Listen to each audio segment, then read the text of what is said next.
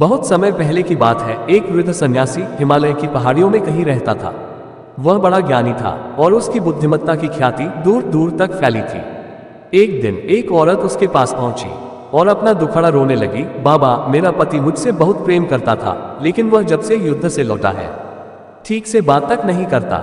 युद्ध लोगों के साथ ऐसा ही करता है, सन्यासी बोला। लोग कहते हैं कि आपकी दी हुई जड़ी बूटी इंसान में फिर से प्रेम उत्पन्न कर सकती है। कृपया आप मुझे वो जड़ी बूटी दे दे, महिला ने विनती की। सन्यासी ने कुछ सोचा और फिर बोला, देवी, मैं तुम्हें वह जड़ी बूटी जरूर दे देता, लेकिन उसे बनाने के लिए एक ऐसी चीज चाहिए जो मेरे पास नहीं है। आपको क्या चाहिए, मुझे बताए, मैं लेकर आऊंगी, महिला बोली।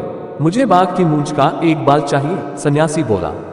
अगले ही दिन महिला बाघ की तलाश में जंगल में निकल पड़ी। बहुत खोजने के बाद उसे नदी के किनारे एक बाघ दिखा। बाघ उसे देखते ही दहाड़ा। महिला सहम गई और तेजी से वापस चली गई।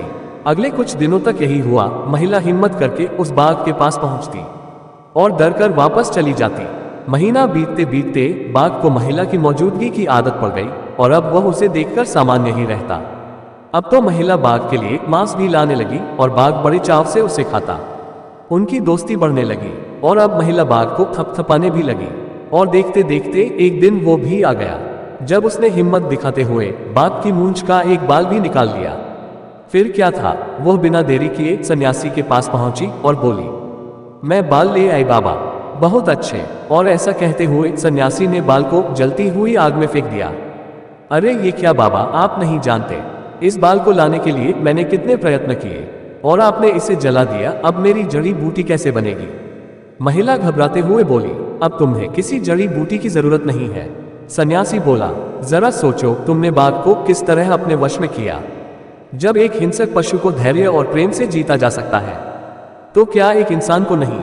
जाओ, जिस तरह तुमने बाघ को अपना मित्र बना लिया, उसी तरह अपने पति के अंदर प्रेम भाव जागृत करो। महिला सन्यासी की बात समझ गई। अब उसे उसकी जड़ी बूटी मिल चुकी थी।